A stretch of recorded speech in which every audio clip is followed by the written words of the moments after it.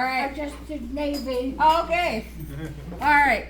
So I founded Hero P.A.W.S in 2021, and our goal is to train service dogs for veterans, law enforcement, firefighters, and first responders who have PTSD from job-related trauma or traumatic brain injuries from job-related trauma. And we do that at absolutely no cost to the individual if they qualify for our program.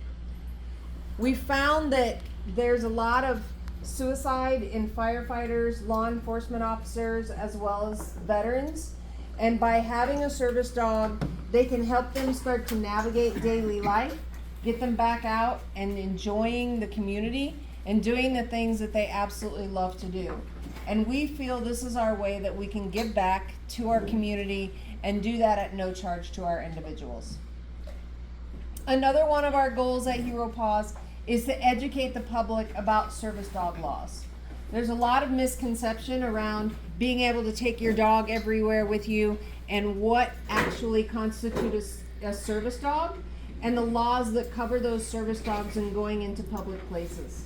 So the Americans with Disabilities Act specifically states that a service dog must be able to perform tasks that mitigate a disability to be able to have public access rights. And that dog has to be trained to be under control and to perform those tasks if you are out in public and you need those tasks performed with you. Even a good, well-trained service dog sometimes has an off day, and you'll see maybe a veteran or a law enforcement officer out in the public with a service dog that kind of acts up, maybe barks once or twice, and if they immediately take their dog out of the situation and remove themselves, you can pretty much bet that that's actually a well-trained service dog and the handler knows the laws. Because even the ADA states that if your dog acts up, makes a bunch of noise, urinates on the floor, does anything bad, even if it's truly a legitimately trained service dog, you must take it out and get it under control. So we want the public to know that service dogs are an excellent thing to help our law enforcement officers and our veterans navigate their daily life, but there's also that challenge of taking our dogs into public places and meeting people who have pets that they're just trying to pass off as service dogs. So if you see a well-trained service dog, we ask that you ignore the dog and talk to the person, because that dog is actually like the wheelchair or a walker. And if you're talking to someone that's in a wheelchair, you're obviously not going to be petting their wheelchair or stroking their walker or trying to interact with their tool in any way. So we just ask as service dog users that if you are interacting with the public in any way and they have a service dog, try to ignore that dog as much as possible, because they are there for the individual. They're not there to be pets for everyone that goes into the store. So our program, you apply for the program. If you qualify for that program, you do an interview. If you have your own dog that's between 1 and 3 years of age, then we will train that dog, if it passes our evaluations, to become the service dog for the individual. If they do not have a dog of their own that passes our evaluation, we adopt dogs from the local shelters and rescues and pair them up with the individual and train those dogs through the whole process. And they don't pay for those dogs either. We pay the medical bills, we pay the adoption fees for all of those dogs that are coming into our program. The program is about 6 to 9 months. They train twice a week with one of our professional trainers to learn public access skills, how to behave in public, how to task specifically for the individual, how to eat in a restaurant where the dog goes under the table and absolutely ignores the public and the food. They go to the airport so they can learn how to navigate TSA and board aircraft. We actually have airline seats in our training room that were donated to us by Southwest Air, and we train on those so that when it's time to fly, they know how to navigate getting their dog under the seat in front of them and out of the way of the general public. We also attend other outings with them. Just because we have specific outings that they have to do, like the restaurants and the malls and department stores and grocery stores, Some of our folks like to get back out and do things that they haven't been able to do. Maybe go to a movie theater, maybe go to a hair salon. So we will go with those individuals and do an outing so we can teach them how to navigate that space with a service dog. It's not as easy as just plopping yourself in a chair and going about your business, because now you have an appendage that you have to make sure is well behaved and taken care of and out of the way of the general public. So we will go anywhere that that individual needs to go to teach them how to navigate that space with a service dog. We even set up days at the fire station where the EMTs will help us load our clients onto an ambulance with their service dog so they can figure out how to navigate an emergency situation. The firefighters will dress out in full kit so that and set their alarms off so we can test the dogs being handed off to a firefighter that might have to walk them out of a house or out of an emergency situation, and we know that the dog is going to be able to handle that. So there's a lot of training that goes into teaching these dogs to be calm and gentle around the public, even though they're not interacting with public people. Does anybody have any questions before I get any farther? Yes. And during this time, the service dog is living with the person that they're going to be the Yes, service that is dog? correct. We feel that if we adopt the dog from a shelter and place it with the individual, the bond that starts to form immediately between that dog and the handler goes a long ways towards helping them with their PTSD. And the dog can start to sense things before we even teach them to sense some of those issues, anxiety and heart rate and fluctuations in breathing. There are a lot of times when we don't have to actually train those skills. The dog starts picking it up on their own, and we just take that and perfect it for the individual. But that bond is more what we're going for, rather than pulling a dog, training it all the way, and then placing it with an individual with a generic cookie cutter task. Yes. I've often wondered about folks with pet allergies, when you got particularly an animal on an airplane in a closed space. How is that mitigated or handled? So the ADA specifically states, the Americans with Disabilities Act states that pet allergies are not a reason to be able to keep somebody from using a service dog in an enclosed space. However, they can request reasonable accommodation to sit away from the dog. Most dog allergies are because of dander and spit from the dog. So if you're not interacting with that dog and petting it and making its fur go everywhere, then more than likely, if you're sitting on the back of the plane and the dog is sitting on the front of the plane, you're not going to have an issue. Makes a lot of sense. Yes. Yeah, a few years ago, Ann and I were up in San Rafael, and they have apparently a big training base for dogs for the seeing eye Oh, dogs yeah. and things like that. And I looked over, there was a blind guy with a white cane and a seeing eye dog, and he was going down the street. All of a sudden, this woman comes out of nowhere, starts harassing the dog, and stomping her feet and trying to lunge towards the dog and everything. I said, "Oh my God!" I said, "I don't usually get involved. This has got to stop." And grabbed my arm, and she said, "No, that's part of the training." That dog Sometimes it is. It didn't flinch. Sometimes it is. So I've actually been approached in Target when I'm training with one of our clients and their dogs, and I am acting like an angry customer because they have a dog in the store and the dog is not allowed in the store, and I'm testing them to see how they're going to react and teaching them how to answer those questions and comments from the general public. And I actually had a general public person come up and say, "You cannot talk to that person that way. They're a veteran." and the veteran said, no, she's teaching me how to respond, right? So there are great people like you that do stand up for us when we're out in the community, and we really appreciate that. Absolutely. Yes. Okay, if we've got 5 dogs. Now you train, say, my daughter's 1, which is a big guy. It's Mama, Papa, and Baby Bear, and my 2 little ones, all right?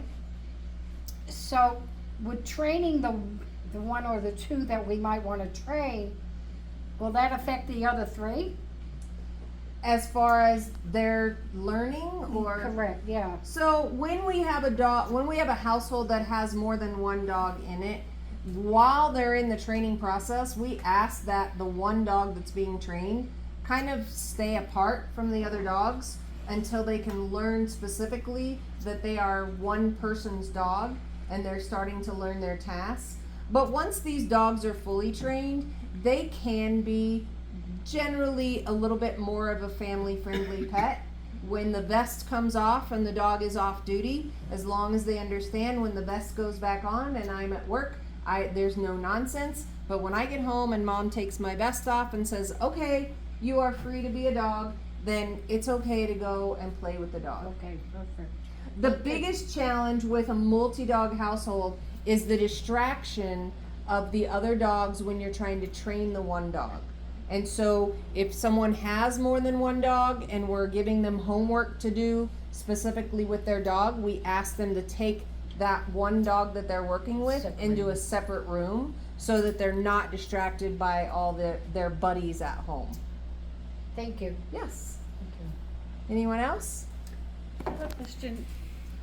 Nowadays you hear a lot about emotional support dogs, and you're talking about service dogs. Is there a distinction, and could you explain to us what it Yes, is? absolutely. There is a distinction. The Americans with Disabilities Act, again, is the one that is very specific about what that distinction is. A service dog is a dog that's been trained to do tasks to mitigate your disability.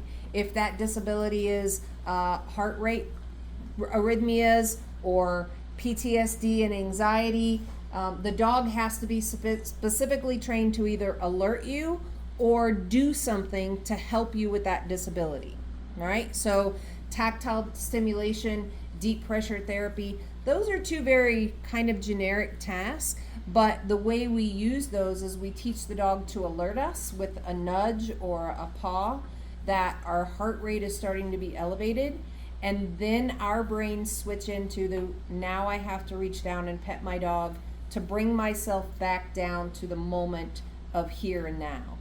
An emotional support animal is just that. They are specifically there for emotional support when you come home from work at the end of the day. They're there to help you at home and just be a comfort to you.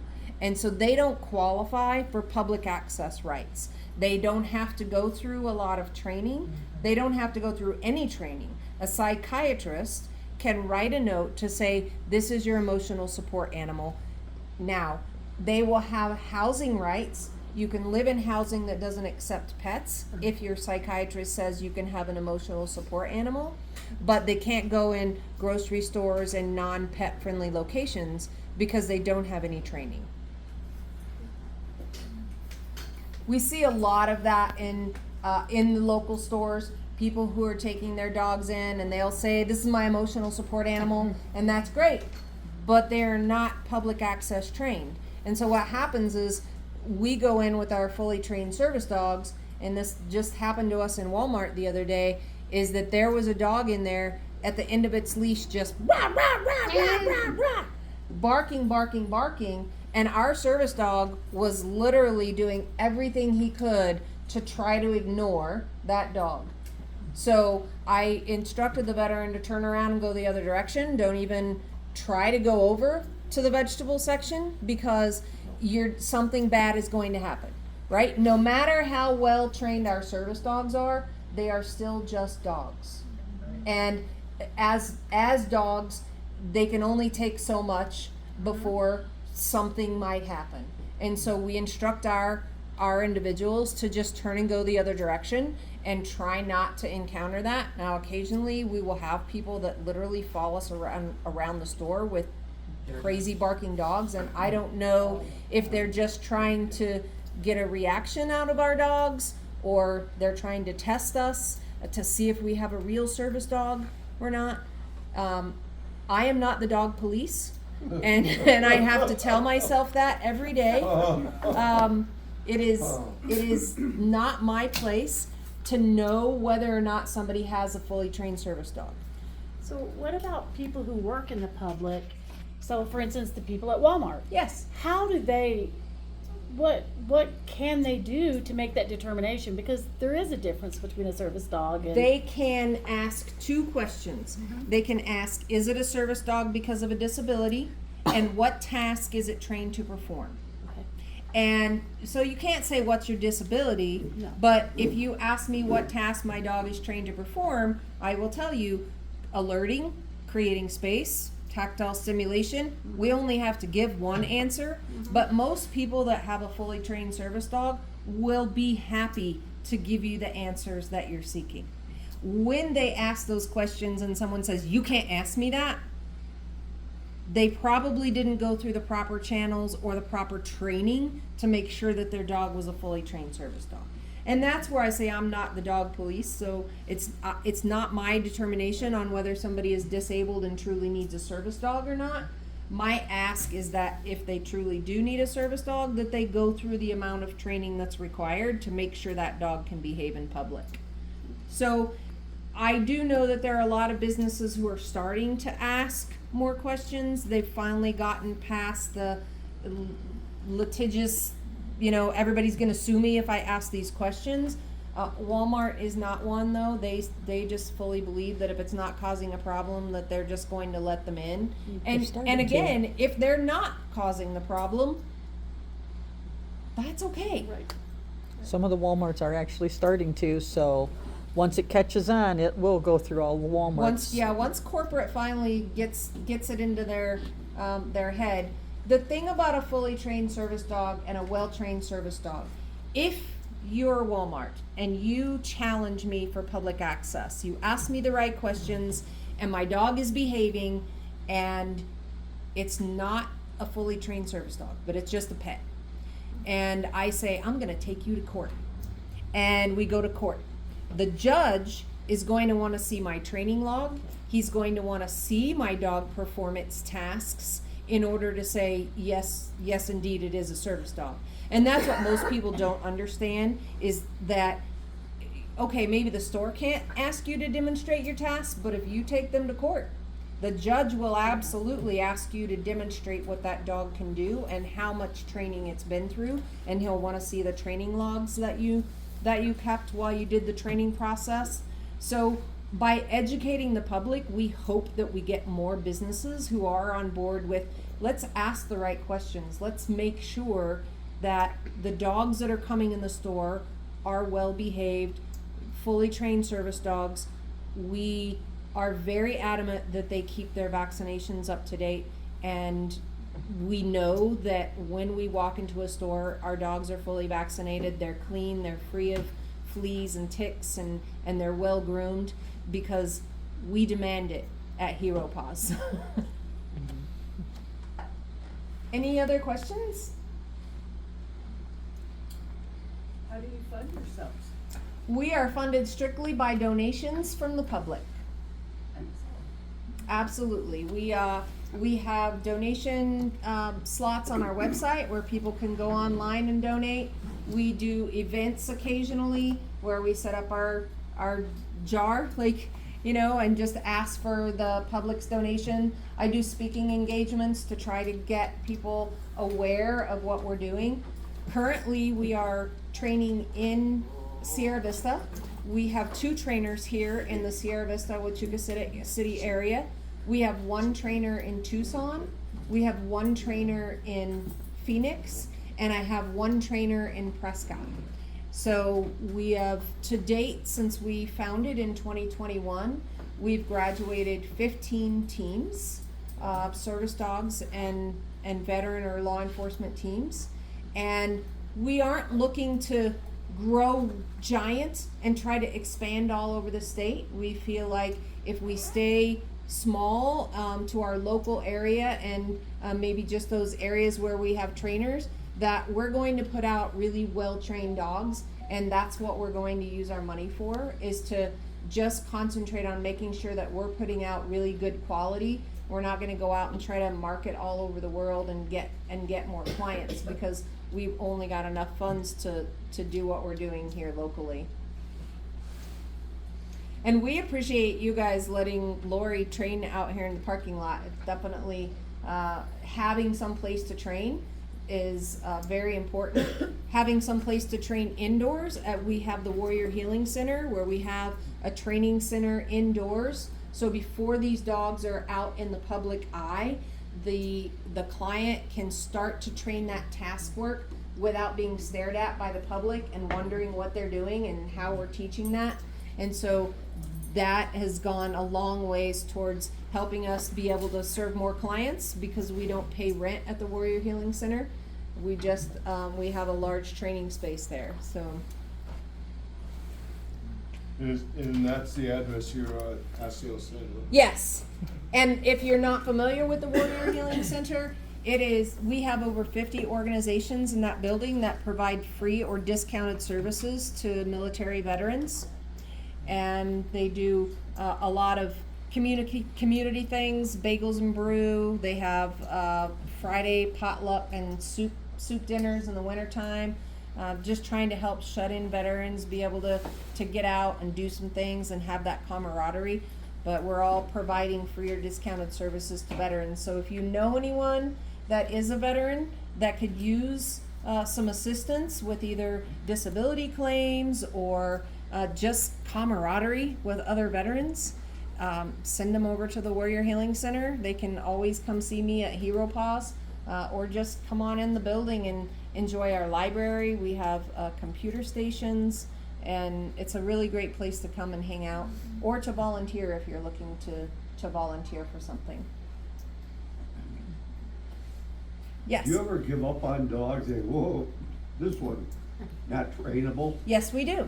Yes, we do. Unfortunately, when we evaluate a dog, we see the potential in the dog. We're not saying, oh yes, this dog is absolutely going to make it 100% of the time. We see something in that dog that tells us, yes, this dog, we think it has what it takes to become a service dog. And we get maybe a month down the road and there's reactivity. It's like just totally reactive to other dogs and it can't turn that off. And unfortunately, it may have all of the other skills of being a great service dog, but if it can't turn off being highly reactive to other dogs, then it can't be a service dog. And so we will wash those dogs. We do have an agreement with the rescues and the shelters that if a dog washes from our program and we're unable to place it, that they will take that dog back and then adopt it out to the community. And a lot of times our dogs that go back get adopted pretty quickly because they've had a lot of other training and maybe just have one or two things that are keeping them from being a service dog but not keeping them from being a great pet. I wish I had a crystal ball and I could look at every dog and know for sure 100% that it was going to happen. Even programs that breed their own dogs, there are a lot of other service dog programs that have breeding programs, and they will only breed specific dogs to turn into service dogs. And even those programs only have about a 50% success rate in dogs that they bred specifically to become service dogs to go on and actually do the service dog work. And if you don't mind, I'm gonna throw in there, cause she hasn't mentioned, she was talking about dogs and maybe not making the program. But if you are interested in the program and doing something like this and having your own service dog and training, you also have to remember that you have to commit to this because this isn't a quick training. This is months and months of training with this dog that we go through to get these guys ready and qualified. How long were we? We were between 6 to 9 months at least with. We're right at 6 months with her. She got through actually pretty quickly. Yeah, she learned really quickly. So yeah, but yeah. Yes, she's still working on a few things. Yeah. It's always a continuous training. You always have to work with them and keep up with the training. And sometimes, you know, even if they may not be reactive during the training, just through exposure, through life and things that happen, they might become a little reactive. So you just gotta keep working with them and understand they're living creatures and that, you know, they have feelings and, you know, sometimes, you know. Yep, they're not They react. robots. Yeah, they're not robots. They may have things you have to work with that you didn't anticipate. things sometimes come up. I currently have a retired service dog.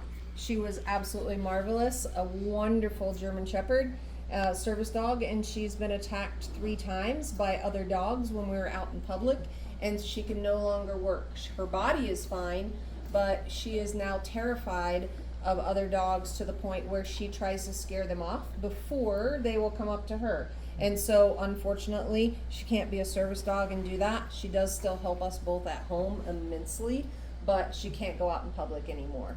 And so that's one of the things where having a well-trained dog in a location where there are service dogs working, because most service dogs will turn the other cheek and not try to engage with a dog that's coming after them, and unfortunately they end up getting hurt because they're not going to fight back, and sometimes that can ruin a really good service dog.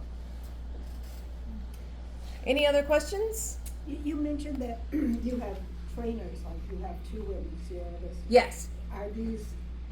Do they take special courses to become trainers, or does anyone that? They are dog, some of them are dog trainers who have taken specific service dog courses. Some of them were already professional dog trainers, but they're now learning to become service dogs trainers. So they have mentored under me to learn the skills to become a service dog trainer. But they've all gone through professional dog training courses before they became service dog trainers for us.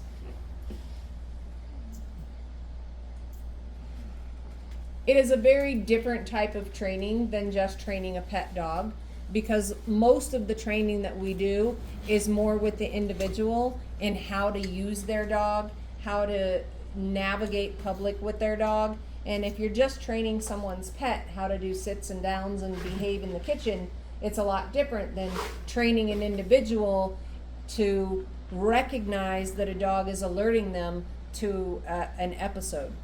I have 2 folks right now that are wearing heart rate monitors because their dogs were starting to do things that seemed to be really out of whack for what was going on. They were refusing to obey commands and pestering the crud out of them. And so they put a heart rate monitor on, both of them did. And every time the dog is doing that, their heart rate was spiking up to 150, 170. And so the dog was alerting them to the fact that their heart rate was spiking up to unhealthy levels for them in particular. And we didn't even train that. So they used some medical technology to help them understand, oh, when my dog jumps up on my lap and starts pulling at my shirt, I need to pay attention. It's not just because my dog wants attention. It's because something's going on, physiology in my body is something is happening. And so they are both now really honing in on those skills and recognizing when the dog is alerting them so that they don't pass out standing up in Walmart. Or in the wheelchair. One of them is in a wheelchair, and if he passes out, he's gonna plop right out of his wheelchair. So when his dog is alerting him to that, he picks himself out of his chair, puts himself down on the ground, and literally woke up in Walmart after that because he had passed out after his dog was pestering the crud out of him, and he thought something's not right here. And so he took himself down on the floor and then woke up about 5 minutes later. Wow.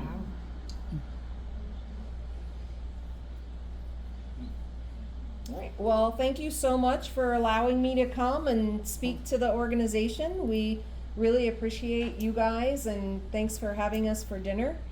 We, if you ever want to come by, then visit the training center. You can call the number that's on the brochures. I'd be happy to give you a tour. I'm not in the office every day. I am boots on the ground. So if you want to come and do a tour with me in particular, you'll have to make an appointment. But if you want to just stop by the Warrior Healing Center and take a tour of the Warrior Healing Center, any of our volunteers at the front desk can show you around and let you know what's going on in there as well for veterans. Yes. Is there any particular needs you have that would help you? Like, do you need leashes? Do you need? We always need training treats. We use positive reinforcement in our training. So if you're looking to make purchases instead of like a cash or check donation, training treats are usually the thing that we need the most. Our leashes, collars, and boots are really tailored specific to each dog. So in order to do that, we just get those individually as the team comes on. But the training treats we can always use, absolutely. Any preference? Nope, not at all. Because the dog will pick what they like. All right, so if you buy a couple of different ones, then the dog can choose what they like the best, and then we use them depending. Your dog might like something that this dog doesn't like, and Depending on certain toys, those are usable sometimes too in some of the retrieve tests and stuff, but then it yeah, just some depends. of the Yeah. toys are we Just can depends. smaller toys that we can use to teach dogs to retrieve items for us. But I thought it was interesting what you said, it's usually the humans need to be trained, not the animal. It really is. I tell people that in my basic classes every single time. I am training you to train your dog. There you go. I'm not with your dog through the week. You are, so you Yeah. have to work on it every day with your dog. So it is true. We train people. All right. So if you don't have any more questions, again thank you so much for allowing us to come and feeding us dinner tonight. I think my 30 minutes is up. I could talk all day. Oh, no. I could talk all day about this. Well, thank you.